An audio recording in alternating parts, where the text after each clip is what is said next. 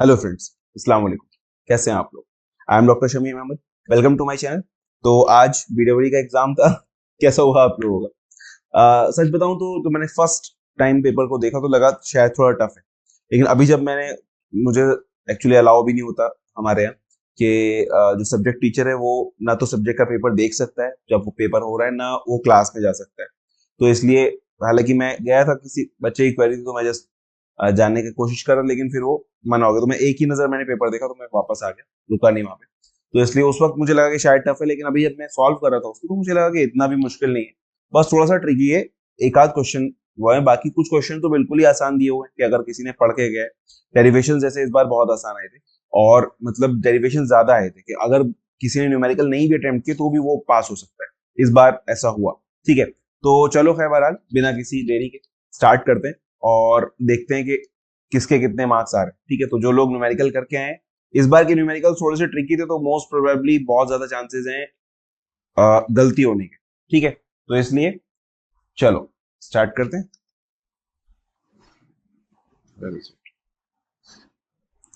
तो ये था हमारा फर्स्ट क्वेश्चन। सही, यहां से अगर लेके चलो तो सबसे पहला क्वेश्चन सबसे आसान, पिछली बार की तरह बिल्कुल सेम यही क्वेश्चन हमारे पास लास्ट टाइम भी आया था। इसी में सीरीज आईएलसी सर्किट में drive the expression for resonance frequency. तो इसमें क्या करना था, simple XL is equal to XC, और यहाँ से वो जो चार लाइन का डेरिवेशन कल वाली वीडियो में मैंने किया था वही करना था। हमारे पास यहाँ से F R is equal to 1/2 pi under root L C हमारे पास यहाँ से आ जाता है। चार लाइन के चार मार्क्स है इसके, सिंपल। ठीक है, इसके बाद क्या है, prove that pure inductor excited by sinusoidal voltage source never consumes any power, draw the circuit diagram and right all necessary equation in steps. तो क्या सर्किट डायग्राम बनाना था भैया, ऐसे एक सर्किट डायग्राम बनाना था, और यहाँ पे एक वोल्टेज सोर्स इसके अंदर लग जाता, ये हमारा एल हो जाता। इसको चाहे आप वैसे एक्सेल लिख सकते थे, इसका इंपिडेंस जो होता हमारे पास वो एक्सेल हो जाता। फिर हम लोग यहाँ पे लिखते क्योंकि हम because we know in an inductor the voltage lags behind, sorry, the current lags behind the voltage. अगर ये वीएल है तो हमारा करंट होगा आईएल बाय 90 डिग्री। ठीक है, तो यहाँ पे अगर हमारे पास साइनसोइडल वोल्टेज है, हम लोग यहाँ पे लिख लेते हैं कि भाई ठीक है, साइनसोइडल वोल्टेज अगर हमारी वीएम साइन ओमेगा टी है तो हमारी आई क्या होगी, आई विल बी, इसका जो मतलब प्योर इंडक्टर का जो डेरिवेशन था ना, मैंने थर्ड यूनिट वाली वीडियोस में भी किया है, वही डेरिवेशन हम लोग को बस यहाँ पे करना था। I will be what, V M over XL sine omega T minus 90। ये हमारे पास सिंपल इसका आंसर आना था। सही, ये हमारे पास ये क्लियरली आता है कि हमारा जो वो है वो करंट वो नीचे मतलब पीछे की तरफ लैग कर रहा होगा 90 डिग्री के साथ। अब क्योंकि पावर जो हमारी पावर क्या होती है, v इंटू आई कॉस फाइव। ठीक है, तो कॉस फाइव फाइव हमारे पास यहाँ पे 90 है, तो since cos 90 is equal to 0, so that's why जो पावर कंज्यूम्ड है, पावर कंज्यूम एक्टिव पावर जो है that will be 0। Reactive power इसके अंदर होगी, रिएक्टिव पावर जो Q होती है that will be v into I sine phi, है ना।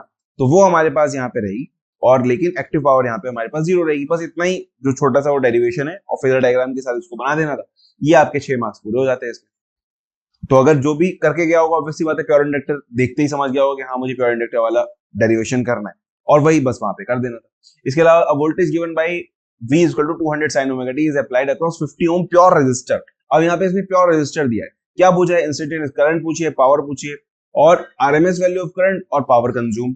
हमने पावर कंज्यूम यानी पी पूछ लिया इसने। तो अगर हम लोग इसको आ जाते हैं यहाँ पर, चलो इसने क्या दिया है, इसने हमें दिया है V। ओके, तो अगर हम लोग को इसने V दिया हुआ कितना, 200, 200 और 200 sine omega T. Okay, 200 sine omega T 50 hertz इसने गिवन है यहाँ पे। अब इसने पूछा क्या है हमसे, इसने पूछा है, अच्छा नहीं, 50 ओम का रेजिस्टर दिया हुआ है। Okay, expression for instantaneous current. Simple है, हमारे पास जब 50 ओम का रेजिस्टर अगर हमारे पास है तो आई क्या होती है हमारी, आई होता है V over R, sorry v equal to I, तो v ओवर आर होता है। ठीक है, तो v कितना है 200 sine omega T upon R हो गया 50, तो यहां से कितना आ गया, 5 चौक 20, 4 साइन ओमेगा टी, ये आ गया हमारा करंट। करंट की वैल्यू जो थी हमारे पास I is equal to 4 sine omega T, ये इंस्टेंटेनियस वैल्यू आ गई। अब अगर आप याद इसको कंपेयर करें हम लोग I M sign omega T से, तो यहां से आई एम की वैल्यू कितनी आ गई, आई एम की वैल्यू आ गई 4। अब ये पूछा हमसे आई आर एम एस, तो आई आर एम एस क्या होता था, I M by root two. यही तो होता था हमारे पास आरएमएस। तो Im/√2 अगर हम लोग लिखेंगे यहाँ पे तो क्या हो जाएगा 4/√2, ये इसकी आरएमएस वैल्यू हो गई हमारे पास, ठीक है। अच्छा इसने पावर की भी वैल्यू पूछी है फिर, है ना, instantaneous current and instantaneous power. तो इंस्टेंटेनियस पावर, ये इंस्टेंटेनियस करंट के लिए फॉर्मूला आ गया। इंस्टेंटेनियस पावर अगर मैं चाहिए तो इंस्टेंटेनियस पावर जो होगी इसको हम लोग यहाँ पे पीआई लिख लेते हैं। PI will be V into I, और वी आई क्या होगा, वी हमारा वीएम साइन ओमेगा टी, यानी 200 साइन ओमेगा टी हो गए। एक मिनट, हाँ ये हो गया 200 sine omega T multiply by I कितना हमारा 4 साइन ओमेगा टी, ठीक है। क्योंकि ये प्योर रेजिस्टर है तो इसलिए यहाँ पे हमारे पास कोई फेज डिफरेंस नहीं आया, दोनों सेम है, साइन ओमेगा टी सेम रहेगा।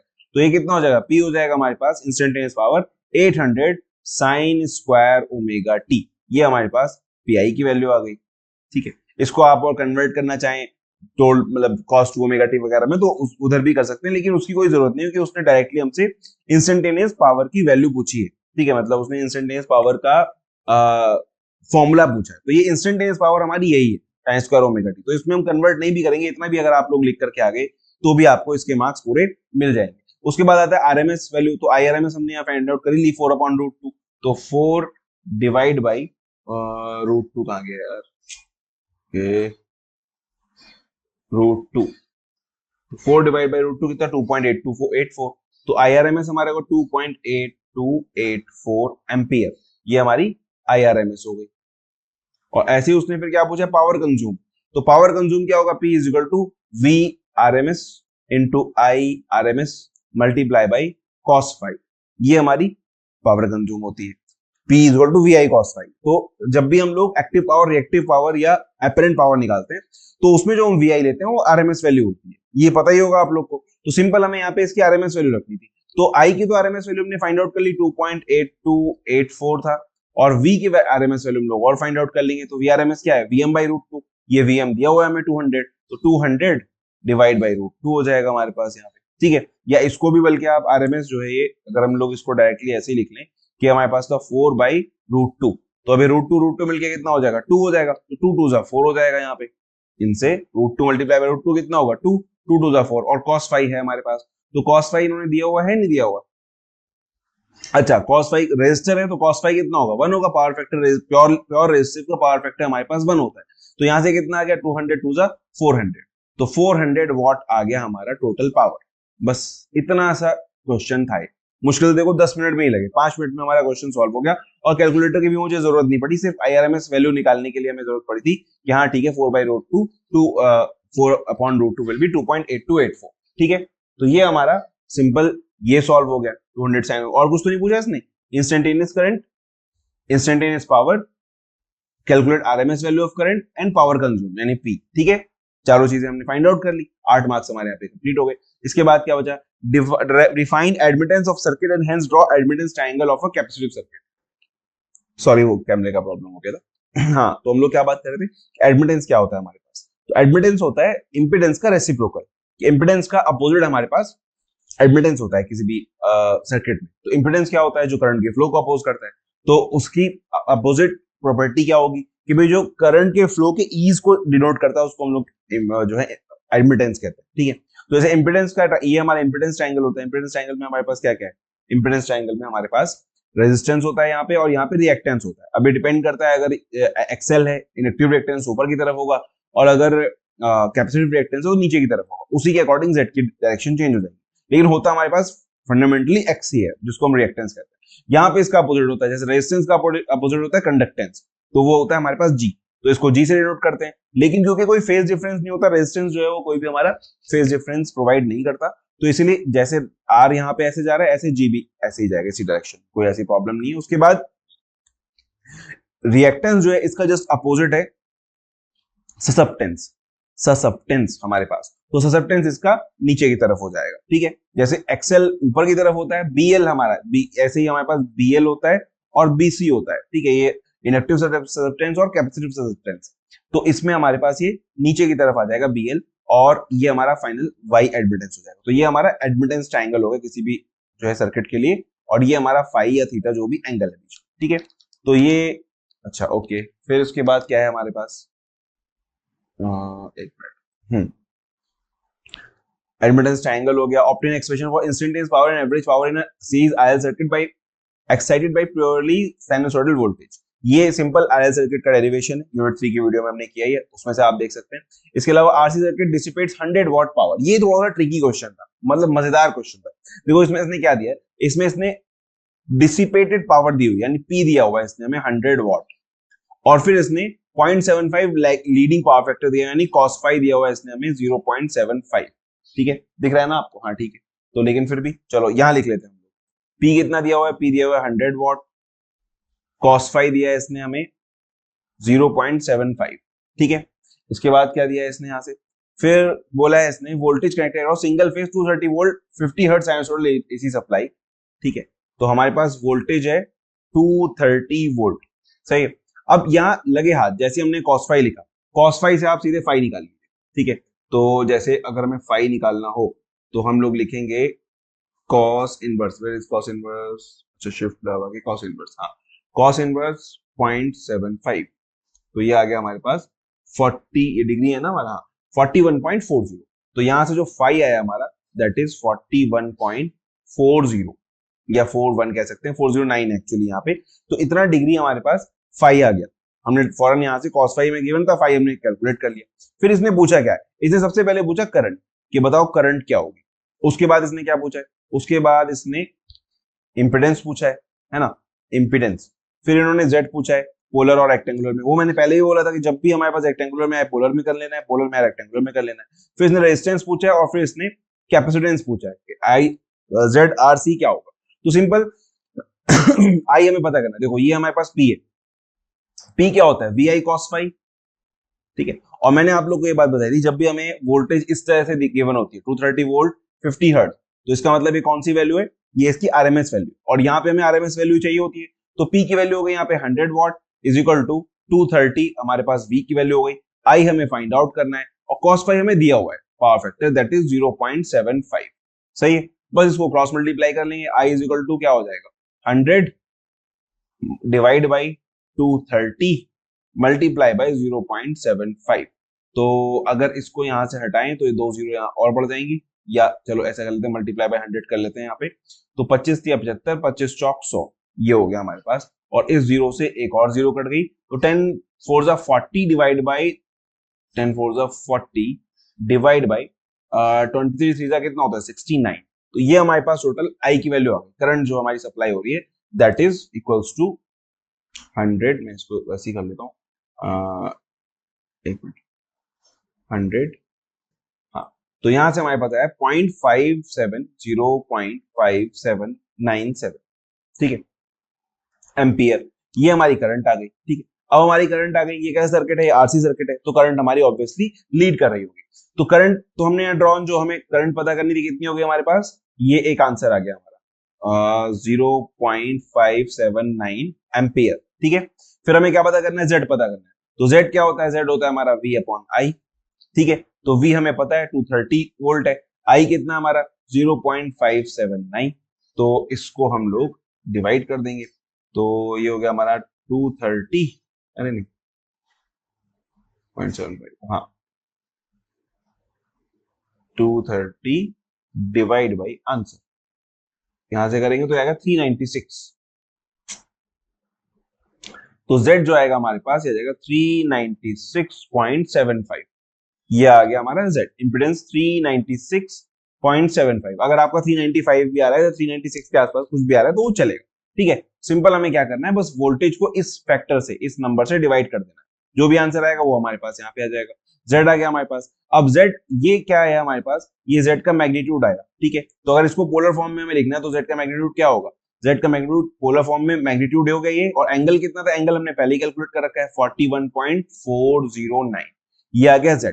ये आया Z किसमें, पोलर फॉर्म में। इसको अब हमें रेक्टेंगुलर फॉर्म में कन्वर्ट करना है, तो अगर रेक्टेंगुलर फॉर्म में कन्वर्ट करना हो तो हमें क्या करना पड़ेगा, ये R हो गया, R cos theta R sin theta, simple हम लोग करेंगे। ठीक है, R cos theta plus J R sin theta, तो वो हम लोग उसमें कन्वर्ट कर लेंगे। तो अगर इसको हमें रेक्टेंगुलर से पोलर में कन्वर्ट करना हो तो हम लोग यहाँ पर लिखेंगे 396.75 एंड एंगल कहाँ गया,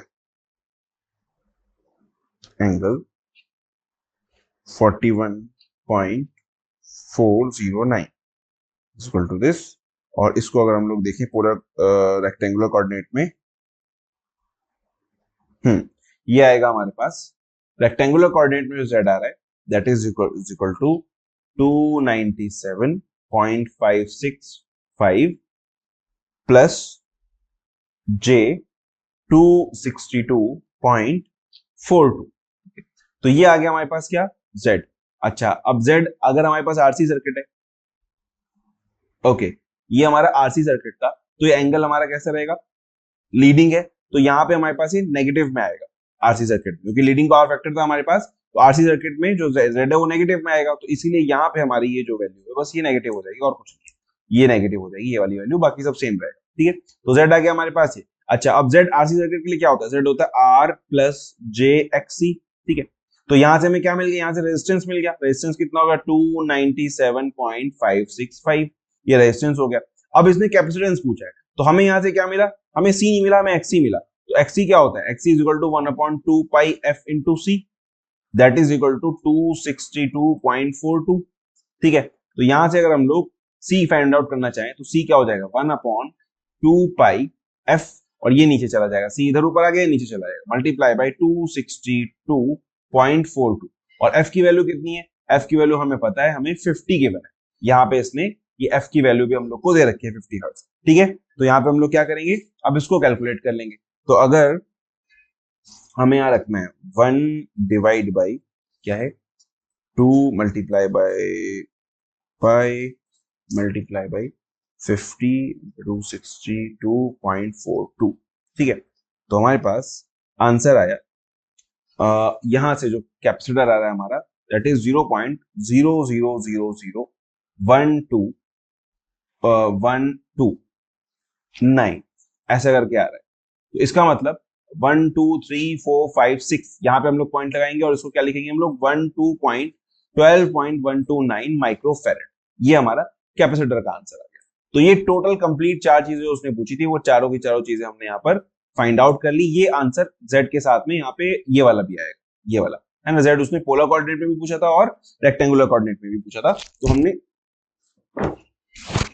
दोनों के दोनों फॉर्मेट में उसको फाइंड आउट कर लिया। ठीक है, तो ये हमारा ये वाला क्वेश्चन हो गया, ये भी कोई बहुत ज्यादा बड़ा नहीं, लेकिन इसमें प्रॉब्लम यही थी कि इसमें मैं उल्टा कैलकुलेशन करना था। नॉर्मली ये होता था कि उसमें हमें आर और सी की वैल्यू गिवन होती थी, फिर हम जेड फाइंड आउट करते थे, फिर करंट फाइंड आउट करते थे, फिर पावर फाइंड आउट करना होता था। यहाँ पे इसने कंप्लीटली उल्टा दे दिया, पावर दे दी, पावर फैक्टर दे दिया। अब उससे आप पहले करंट फाइंड आउट करिए, फिर इंपेडेंस फाइंड आउट करिए, फिर रेजिस्टेंस और कैपेसिटेंस फाइंड आउट करिए, तो इसलिए थोड़ा सा ट्रिकी क्वेश्चन हो गया है। ठीक है, लेकिन था आसान, अगर किसी ने ठीक से, अगर आप लोग ने कायदे से पढ़ा होगा, रेगुलर वाले जितने बच्चे हैं वो तो सब मेरे ख्याल से कर पाए होंगे, बैक वालों का थोड़ा सा ऐसे ही रहता है, ठीक से पढ़ नहीं पाते, लेकिन फिर भी आई होप कि आप लोग का अच्छा हो गया होगा। इसके बाद फिर आता है हमारी फोर्थ यूनिट। फोर्थ यूनिट में 3 फेज यूनिट है हमारे पास, मतलब 3 फेज एसी सप्लाई, तो इसमें वही ये डेफिनेशन आती है हमेशा, phase sequence, balance load, symmetric AC supply. फिर इसने ये क्वेश्चन पूछ ली फेज सिंगल फेज ट्रांसफार्मर की, वो भी आप लोगों ने करी दी होगी। Delta connected load across 3 coils each resistance, देखो यहाँ पे वही 3 फेज वाला हमेशा आता है, फिर से आ गया। ये क्या पूछा, इंपेडेंस पर फेज, इसने क्या दिया है 6 ओम दिया है, ये क्या है हमारा 6 ओम आ रहा है, एंड इंडक्टिव रिएक्टेंस 8 ओम, यानी कि क्या है एक्सेल है हमारे पास। ठीक है, तो इंपेडेंस पर फेज जो यहाँ पे इसने पूछा है z will be what r plus J XL, simple. तो r कितना है हमारा 6 प्लस जे 8। पिछली बार इसने ये क्वांटिटी हमें डायरेक्टली दे दी थी, इस बार इसने थोड़ा सा अलग अलग करके दिए, फिर हम लोगों ने कैलकुलेट कर लिया। तो अगर इसको हम लोग पोलर कोऑर्डिनेट में कैलकुलेट करें तो आएगा हमारे पास 10। ठीक है, 6 36 8 64, 36 और 64 होते हैं 100, 100 अंडर रूट 100 होता है हमारा 10। तो इसका मैग्नीट्यूड तो 10 आएगा, एंगल जो भी आए वो देख लेंगे, एंगल का कोई सच कोई जरूरी भी नहीं है। इंपेडेंस हमें पता चल गया कि हमारे पास 10 आ रहा है और 6 प्लस 8 ये दोनों चीजें यहाँ लिखनी जरूरी है। इसको चाहे तुम डायरेक्टली पोलर में कन्वर्ट करोगे तो हमारे पास ये आ जाएगा, जो मैं लिखी बता ही देता हूँ तुम लोग को कितना आ रहा है। तो 6 प्लस 8 आई इक्वल्स टू, और अब इसमें मोर में जाएंगे हम लोग तो आएगा 10 एंगल 53.13, तो 53.13 ये हमारा एंगल हो गया इसका, सही है। तो ये z हमारा रेक्टेंगुलर में आ गया, पोलर में आ गया। उसके बाद phase current and line current इसने पूछी है। ठीक है, इंपेडेंस पर फेज हमारा हो गया, फेज करंट लाइन करंट, तो इसने वोल्टेज कितना दिया है हमारे पास है 400 वोल्ट, और ये किसमें कनेक्टेड है, कनेक्टेड डेल्टा में कनेक्टेड है। तो जब डेल्टा में कनेक्टेड है हमारा तो VL is equal to VPH हो गया हमारे पास, यानी कि हमारा 400 वोल्ट हो गया वीपीएच। अब इसने क्या पूछा, फेस करंट। फेस करंट क्या होगा, IPH is equal to VPH over Z, और वीपीएच हमारा 400 और जेड है हमारा 10, तो 10 से गया तो आईपीएच आ गया हमारे पास 40। सही है, आईपीएच हो गया 40, फेस करंट हमारी निकल करके आ गई। इसके बाद लाइन करंट इसने पूछी है, तो डेल्टा में हमें पता है कि आईएल क्या होता है, √3 इंटू आईपीएच।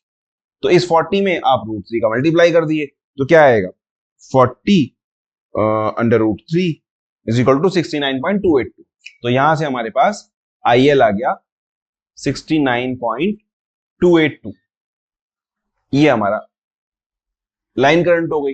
उसके बाद क्या बचा, power factor of the circuit. अब पावर फैक्टर हमारे पास ये रहा, ये एंगल है हमारे पास 53.13, यहीं से आप पावर फैक्टर कैलकुलेट कर लीजिए। तो पावर फैक्टर के लिए हमें क्या चाहिए, cos 53.13, ये आ गया हमारा 0.6। तो यहां से पावर फैक्टर जो है cos 5 इज इक्वल टू 0.6, ये हमारा पावर फैक्टर आ गया। टोटल पावर एब्जॉर्ब, अब पावर एब्जॉर्ब जो थी हमारे पास, एब्जॉर्ब मतलब क्या होना, जो लग रही है उसके अंदर, यानी पावर कंज्यूम यानी कि active power, that is P क्या था हमारे पास, √3 VL IL cos 5। सही है, या इसका एक और फॉर्मूला था 3 VPH IPH cos 5, ये था हमारे पास। ये मैंने इसे देखा क्योंकि इन दोनों का कैलकुलेशन आसान है। वीपीएच हमें पता है 3 मल्टीप्लाई बाय वीपीएच हमारा 400, आईपीएच हमारा कितना निकल के आया था 40, और cos 5 हमारा कितना है 0.6। लो हो गया खत्म काम, 40 के इस 0 से 6 हो गया, और 3 4 चौक 16 थी 48, छिक्का कितना होता है, ओ ये थोड़ा सा मुश्किल हो गया क्या, चलो कोई बात नहीं, फिर भी देखते हैं। तो 48 कितना होगा, 6 8 48 का 8 ऐसे लगा 4, और 6 चौक 24 और 28, 288 आना चाहिए इसका आंसर, 288 और प्लस ये 2 0, यानी कि ये हमारा जो टोटल 28.8 किलोवाट आएगा। एक मिनट फिर भी मैं चेक कर लेता हूँ, 3 multiply by 400 multiply by 40 multiply by 0.6, yes 28,800 what, ये हमारे पास पावर आ गई, या इसको हम लोग लिख सकते हैं P is equal to 28.8 kilowatt. सही है, ये हो गया हमारे पास इसका पावर एब्जॉर्ब यानी कंज्यूम यानी एक्टिव पावर हमारी। ठीक है, ये हमारा कंप्लीट हो गया इसमें। इसके बाद क्या बचा, इसके बाद इसने 3 advantage offered by auto transformer, ये आप लोग को पता ही है। Direct loading test is perform 1 kilowatt 230 volt 115 volt 50 hertz single phase transformer. Draw the connection diagram showing all necessary measuring instruments with appropriate ranges and determine the rated primary and secondary current. अब ये कह रहे हैं कि ranges उसकी, अच्छा instrument में ranges भी इसने लगा दी कि कितने रेंज का हमारे पास वोल्टेज इंस्ट्रूमेंट या करंट इंस्ट्रूमेंट होना चाहिए, वो भी हम लोग को बताना है। फिर इसने क्या किया, determine the rated primary and secondary current, वो हमें पता करनी है। तो प्राइमरी और सेकेंडरी करंट पता करना बहुत आसान है। पावर कितनी दी है, पावर दी उसने 1 kVA। ठीक है, अब हमें अगर I1 पता करना है तो हम क्या करेंगे, इस 1 इंटू KVA मतलब होता है 1000। ठीक है, किलो वोल्ट एम्पियर है ना, तो 1 multiply by 1000 divide by primary का वोल्टेज है 230, 1000 डिवाइड बाई 230 कितना आ रहा है, 1000 डिवाइड बाई 230, ये आ गया हमारा 4.34। तो I1 जो है प्राइमरी रेटेड करंट कितना हो गया 4.347 एम्पियर। सही है, अब अगर I2 फाइंड आउट करना है तो इसी को हम लोग 1000 को ही हम लोग डिवाइड कर देंगे सेकेंडरी वोल्टेज से, दैट इज 115। अब अगर हम लोग इसको 115 से करें, अगर 115 से, तो जस्ट 8.695, ये हमारी I2 आ गई। तो रेटेड करंट हमारे पास आ गई, प्राइमरी रेटेड करंट आ गई और सेकेंडरी रेटेड करंट आ गई। अच्छा, अब इन दोनों को अगर तुम देखो तो ये 5 एम्पियर से कम है, ये 10 एम्पियर से कम है, तो इसमें जो अमीटर लगेगा, इसमें जो करंट मेजरमेंट के लिए इंस्ट्रूमेंट लगेगा, उसकी रेंज 10 एम्पियर होनी चाहिए इन दोनों के लिए। 10-10 एम्पियर का लगाएंगे तब भी चलेगा, वरना ये 5 एम्पियर का हो और ये 10 एम्पियर का होना चाहिए, है ना। तो अब हमारे पास जो इसका डायग्राम होगा वो कुछ इस टाइप का होगा। ये फेज आपने देखा ही होगा, डायरेक्ट लोडिंग टेस्ट पढ़ाई है आप लोगों ने सिलेबस में। इसका इस टाइप का डायग्राम होता है कि हमारे पास जो मेन सप्लाई होती है, पहले ये जो प्राइमरी साइड में यहाँ पे एक वोल्टेज लगा होगा, वोल्टेज वोल्ट मीटर, फिर इसके साथ सीरीज में एक करंट लगा होगा, करंट सोर्स लगा होगा, सॉरी करंट मीटर यानी एमीटर लगा होगा, और उसके साथ में ये हमारा पावर मीटर होता है W1 वाला। सेम गोज हेयर, यहाँ पे हमारे पास करंट जो जा रही है सेकेंडरी में, उसके लिए एक मीटर लगा हुआ है, फिर उसके पावर मीटर लगा हुआ है, और फिर यहाँ पर एक वोल्ट मीटर लगा हुआ है जो वोल्टेज बताया लोड को कितनी वोल्टेज मिल रही है। तो यही हमें यही वाला सर्किट डायग्राम वहां ड्रॉ करना था, और इसकी बस रेंज लिख देनी थी कि ये हमारे पास 250 वोल्ट तक का है, ये हमारा जो है वो 130 वोल्ट तक का है, यहाँ पे जो करंट है वो 10 एम्पियर का है, एमीटर जो है, और यहाँ पे 5 एम्पियर का है। बस इतना, ये हमारे पास दोनों में 1 kVA का होगा, क्योंकि पावर दोनों में 1 kVA की जा रही है, तो 1 kVA से ज्यादा का रहेंगे, तो 2 kVA का, 3 kVA का हम लोग यहाँ पर ले सकते हैं, ठीक है ना। तो ये हो गया हमारा इसका डायग्राम। फिर obtain the relationship between line current and phase current, line voltage phase voltage of 3 phase star connected balance inductive load with the help of neat circuit diagram and phasor diagram, assume phase sequence at R by B। वही ये जो 3 phase का derivation है वही इन्होंने पूछा है यहाँ पे, वो ही कर देना है आपको। इसका practical voltage source applies a load resistance RL, draw circuit representation of VL IL। देखो एक हमारे पास वोल्टेज सोर्स है, वोल्टेज सोर्स क्या होता है, जिसका वोल्टेज चेंज नहीं होता, ठीक है। तो इसने हमें VL और IL में जो है वो VL और IL में रिलेशनशिप ड्रॉ करने के लिए कहा है, ठीक है। तो जैसे जैसे रेजिस्टेंस बढ़ेगा वैसे वैसे I कम होगी, ठीक है। V इक्वल्स टू IR होता है, वोल्टेज हमारे पास कांस्टेंट है, ठीक है। तो जैसे जैसे हम लोग रेजिस्टेंस बढ़ाएंगे, अगर I आप देखें तो V अपॉन R हो जाएगा, जैसे रेजिस्टेंस बढ़ेगा वैसे वैसे करंट कम होती चलेगी। लेकिन अभी हमें यहाँ से इससे कोई लेना देना नहीं, इन्होंने एक बहुत सिंपल सी चीज को घुमा के पूछा है, जो हमारी कैरेक्टरिस्टिक्स थी प्रैक्टिकल वोल्टेज सोर्स की, हमें सिर्फ यहाँ पे वो ड्रॉ करना है कि हम यहाँ पे ऐसे दिखा देंगे कि ये हमारा VL था या V प्रैक्टिकल जो भी था एक V, और प्रैक्टिकल हमारा ऐसे जा रहा है थोड़ा सा नीचे, जैसे जैसे करंट बढ़ेगी वैसे वैसे हल्का सा ये अपने पाथ से जो आइडियल वैल्यू थी उससे डेविएट होता चला जाएगा हमारा VL, ठीक है। बस हमें इतनी सी ये कैरेक्टरिस्टिक ड्रॉ करनी थी VL IL, इस पे हमें 4 मार्क्स मिल रहे थे, ठीक है। Of this arrangement draw the circuit, circuit भी हमें ड्रॉ करना था, सर्किट में हमें यही ड्रॉ करना था कि भैया ये हमारा वोल्टेज है और ये इसके साथ एक इसका रेजिस्टेंस सोर्स होगा और ये हमारा RL, ठीक है। ये हो गया हमारा, इसको ऐसे कर देते, ये हमारा RL हो गया, ये हमारा RS हो गया सोर्स रेजिस्टेंस, और ये हमारा V हो गया जो मेन हमारा वोल्टेज है जो सप्लाई है, VS कह दिए इसको, VS जो हमारा सोर्स वोल्टेज है, ये RS ये इसका इंटरनल रेजिस्टेंस है, और ये बॉक्स में आ जाएगा यहाँ पे, और ये हमने RL के साथ इसको पैरेलल में लगा रखा, ठीक है। तो ये इसका सर्किट डायग्राम हो गया प्रैक्टिकल वोल्टेज सोर्स के लिए, और ये इसका कैरेक्टरिस्टिक्स हो गई, ये बस ड्रॉ करनी थी दो चीजें।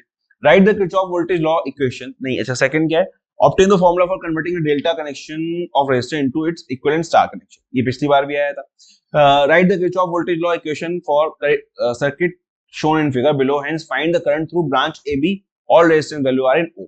ये हमें करना है। अब इसको कर लेते हैं, 100 2 4 3 5 50 कैसे लगा हुआ, ऐसे लगा हुआ, ओके। तो इधर आ जाओ भाई, ये हो गया हमारे पास 100 और 2 4 3 5 और 50। अगर मैं सही हूं, शायद मैंने ठीक ड्रॉ किया है, शायद गलत भी हो सकता हूं, एक बार देख लेते हैं। 2 4 3 5 50 और ये 100, एक बार चेक कर लेते हैं सही है या नहीं। 100 2 4 3 5 50 बिल्कुल सही। और ये हमारा A और B, इसमें करंट पता करने को इसने कहा है, KVL लगाने के लिए कहा है इसने, और इसने शायद डायरेक्शन भी दी है ना, हाँ डायरेक्शन I1 I2 डायरेक्शन भी इन्होंने दे दी है। तो इससे क्यों दी है, क्योंकि एग्जाम में अब क्या होगा, अब जब कॉपी चेक होगी तो हमें इक्वेशंस दी हुई होंगी कि ये इक्वेशन मैच करनी है, आपकी इक्वेशन से मैच हो रही है या नहीं हो रही। तो सिंपल कल भी मैंने बताया था केवीएल हम लोग कैसे लगाते हैं। केवीएल हमने जैसे इस वाले लूप में हम लोग लगा रहे हैं, I1 है हमारे पास, ये I2 हो गई हमारी, तो जब इस वाले लूप में हम लोग लगाए तो 100 को हम लोग इधर रखेंगे और लोड को इधर ले लेंगे, तो 2I1 हो जाएगा ये, प्लस 4 ये हो जाएगा I1 माइनस I2, क्योंकि I1 इधर से आ रही है और I2 ऊपर की तरफ जा रही है, I1 नीचे की तरफ I2 ऊपर की तरफ, तो 4I1 माइनस I2, तो ये हो जाएगा ये हो जाएगा हमारे पास 6I1 plus 4I2, 6I1 plus 4I2, ये एक इक्वेशन हो गई 100। फिर सेकंड लूप के लिए हम लोग लेंगे, सेकंड लूप में जो हम लोग लेंगे यहां से, तो क्या हो जाएगा, ये जाएगा 50 इज इक्वल टू I2 इधर से गई तो 4I2 माइनस I1 होगा इसमें अब हमारे पास, प्लस 3I2 हो जाएगा, प्लस 5I2 हो जाएगा।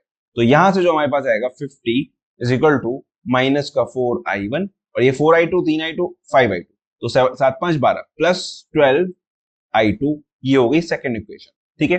तो इस टाइप से हमारे पास दो इक्वेशंस आ गई। अब इनको क्या करना है, इसको आप 3 से मल्टीप्लाई कर दिए, इसको 3 से अगर मल्टीप्लाई करेंगे तो क्या होगा, ये आ जाएगा हमारे पास, ठीक है इसको 3 से ही कर देते हैं, तो 3 से मल्टीप्लाई करेंगे आ जाएगा हमारे पास 300 इज इक्वल टू 6 18I1 और प्लस ये कितना होगा 4 12I2, ठीक है।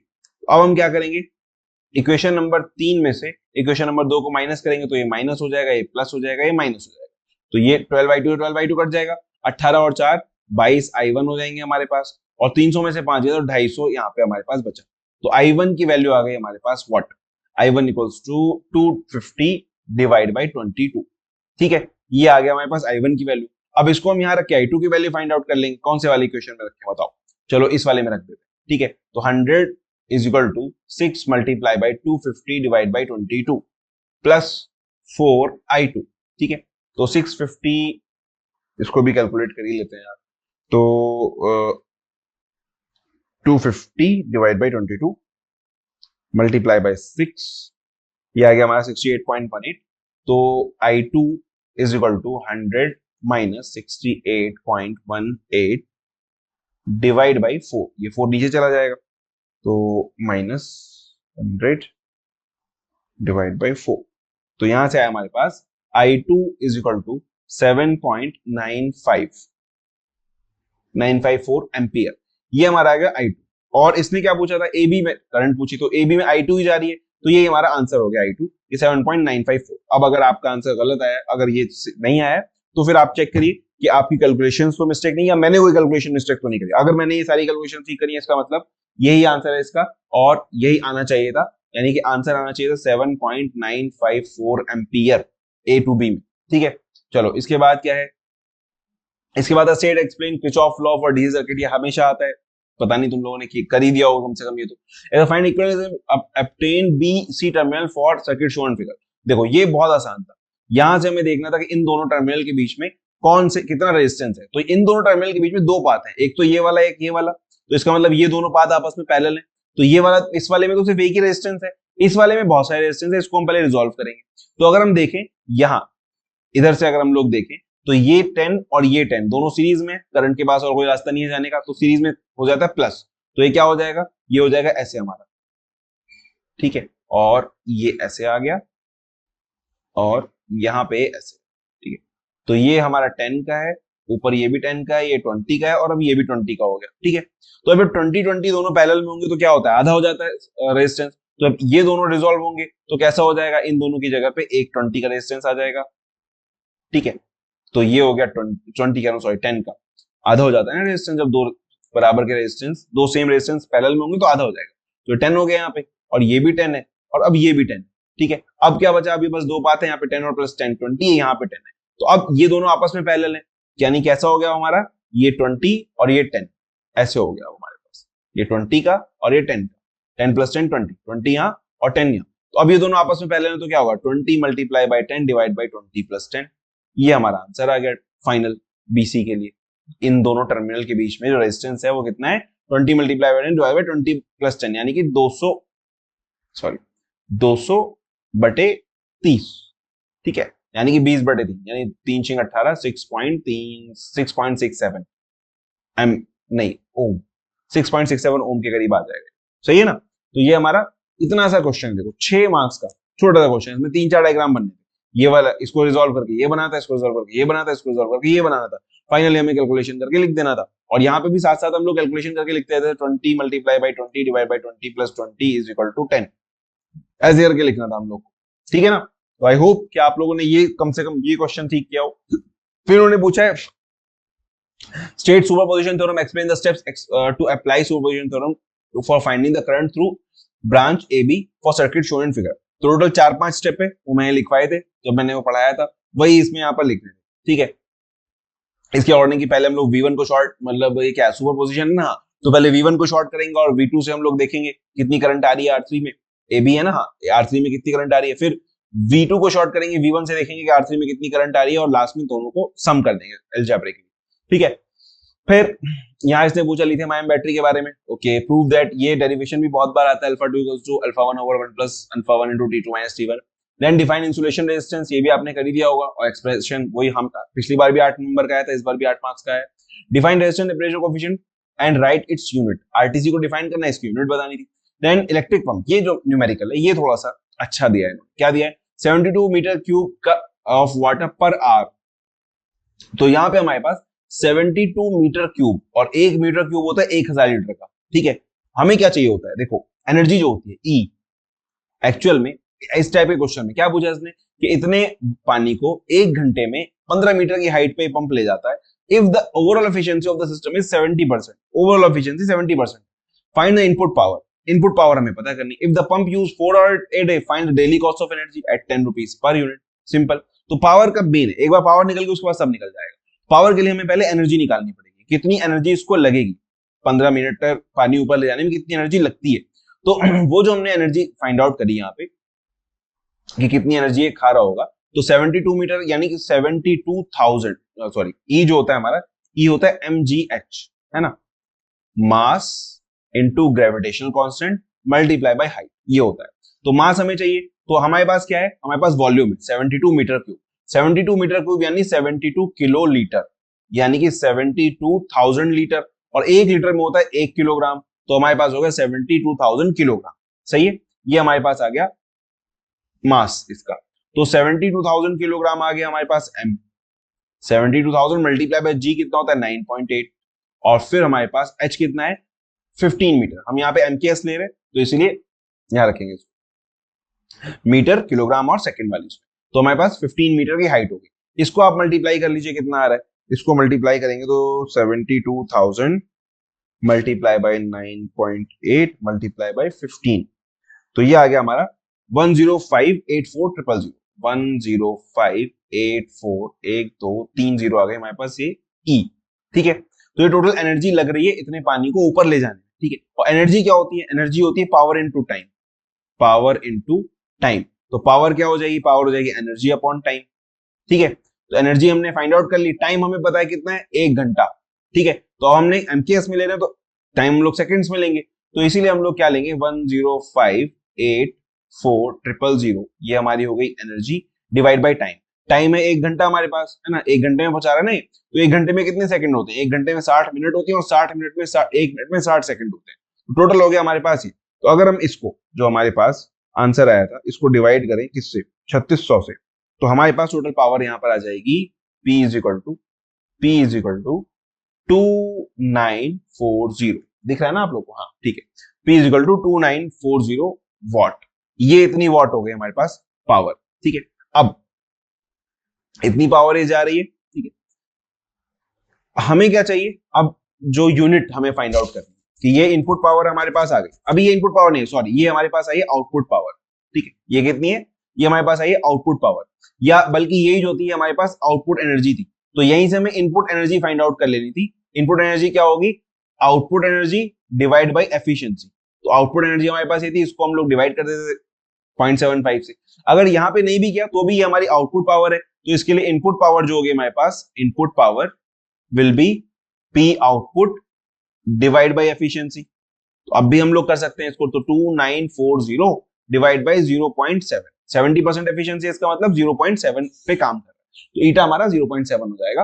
तो 2940 डिवाइड बाई 0.7 कितना आएगा, डिवाइड बाई 0.7, तो ये आ गया हमारे पास 4200 इज इक्वल टू 4200। ठीक है, तो पावर हमारे पास जो आउटपुट इनपुट पावर आई, power input is equal to 4200। सही है, अच्छा ये लास्ट पेज है। तो 4200 हमारे पास इनपुट पावर आ गई। अब हमें क्या चाहिए, हमें चाहिए, इसने बोला है कि find the pump use for 4 hours in a day, find the daily cost of energy at ₹10 per hour. ठीक है, तो हमारे पास जो यूनिट होती है वो होती है किलोवाट आवर में। ठीक है, कितने होते हैं, किलोवाट आवर में, मतलब ये अगर इसको हम किलोवाट में लिखे तो कितना हो, 4.2 किलोवाट हो गया है। तो जब ये 1 घंटे चलेगा तब 1 यूनिट चल, मतलब हम लोग को देगा। ठीक है, तो अगर हमें चाहिए किलोवाट आवर में, तो हमें कितने घंटे यूज करें हम लोग, 4 आवर्स में। तो पावर जो होगी, टोटल एनर्जी जो होगी हमारी, that will be P into time. तो P है हमारे पास 4.2 किलोवाट, मल्टीप्लाई बाई टाइम है हमारे पास 4, यानी कि 4 दूनी 8 और 4 चौक 16, 16.8 यूनिट हमारा ये ले रहा होगा। ठीक है, क्या कर रहा है, क्योंकि किलोवाट आवर में 16.8 किलोवाट आवर, तो किलोवाट आवर 1 यूनिट होती है। तो अब 16.8 की 1 यूनिट हुई, तो इसका मतलब वो क्या कह रहा है, 10 रुपए पर यूनिट के हिसाब से डेली के कॉस्ट निकालनी। तो अब हम इसको क्या करेंगे, कॉस्ट में हम लोग 16.8 को मल्टीप्लाई कर देंगे 10 से, यानी कि 168 रुपीज पर डे। डेली की जो इसकी कॉस्ट हो गई वो 168 रुपीज हो गई। तो यहां पे हमारे पास कॉस्ट ऑफ एनर्जी कितनी आई, 168 रुपीज। सही है, तो ये हमारे पास डेली एनर्जी कॉस्ट आ गई। सही, समझ में आ गया क्या करना है हमें।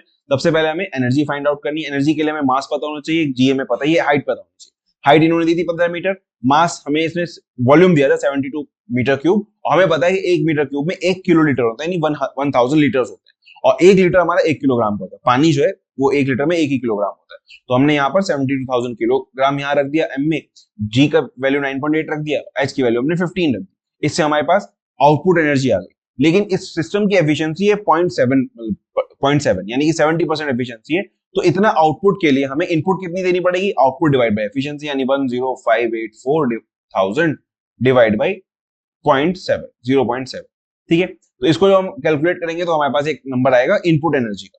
उस इनपुट एनर्जी को फिर हम लोग टाइम से डिवाइड कर देंगे, 1 घंटे में जा रहा है वो, उस इनपुट एनर्जी को हम लोग टाइम से डिवाइड करेंगे तो हमारे पास इनपुट पावर आएगी। इनपुट पावर हमारे पास कितनी आई थी फिर लास्ट में, 4.2 किलोवाट। हाँ, इनपुट पावर जो आई थी हमारे पास 4.2 किलोवाट। दोनों तरह से कर सकते हैं हम लोग, चाहे तो डायरेक्ट यहाँ से आउटपुट पावर कैलकुलेट कर लो, आउटपुट एनर्जी के लिए आउटपुट पावर और वहां पे एफिशिएंसी को डिवाइड कर दो, या सीधे पहले इनपुट एनर्जी फाइंड आउट करो, फिर जो है वो इनपुट पावर उससे इनपुट एनर्जी से हाँ इनपुट पावर फाइंड आउट कर लो, वो कर सकते हैं हम लोग। दोनों में सेम ही कैलकुलेशन लगेगी हम लोग। ठीक है, उसके बाद लास्ट में हमने क्या किया, आउटपुट पावर पता किया, फिर ये इसको किलोवाट में लिखा हमने, और हमें पता है यूनिट जो होती है किलोवाट आवर में होती है, तो हमने एनर्जी फाइंड आउट करी इससे। तो 4 घंटे चलना है तो 4.2 मल्टीप्लाई बाय 4 आवर्स, तो हमारे पास हो गया 16.8 किलोवाट आवर। अब ये किलोवाट आवर एक यूनिट होती है, यानी इसकी 1 किलोवाट आवर की वैल्यू कितनी है, 10 रुपए। उससे हमने इसको मल्टीप्लाई कर दिया, तो यहां से हमारे पास 168 रुपीज पर डे आ गया। तो ये था आपका आज का पेपर, जो अभी कितनी आज 22 तारीख, 22 मई 2024 को, 22 मई 22 मई 2024 को जो पेपर हुआ बीडब्ल्यूई का, ये वो पूरा पेपर था। इसमें मैंने आपको बता दिया क्या चीजें। अगर आपके आंसर्स मेरे आंसर्स से मैच करें तो बहुत बहुत मुबारक हो, आप पास होने वाले हैं। और अगर आंसर्स मैच नहीं कर रहे हैं तो दुआ करो कि एग्जामिनर ध्यान न दे और तुम लोग भी पास हो जाओ। ठीक है, चलो तो फिर आज के लिए बस इतना ही, मिलते हैं अगले वीडियो में। तो चैनल को सब्सक्राइब कर दो और वीडियो को लाइक कर दो यार। तुम लोग बहुत सारे लोग ऐसी व्यूज आते हैं हजारों में, लाइक आते हैं 100 भी नहीं। ठीक है, तो ऐसा मत करो, जब देख रहे हो तो कम से कम एक बटन दबा ही दो लाइक का, क्या चला जाएगा तुम लोग। ठीक है, और अगर सब्सक्राइब नहीं किया तो सब्सक्राइब कर लो जरूर, और लोगों को भी भेज दो, अभी सब्सक्राइबर्स बहुत कम है। ठीक है, चलो बाय।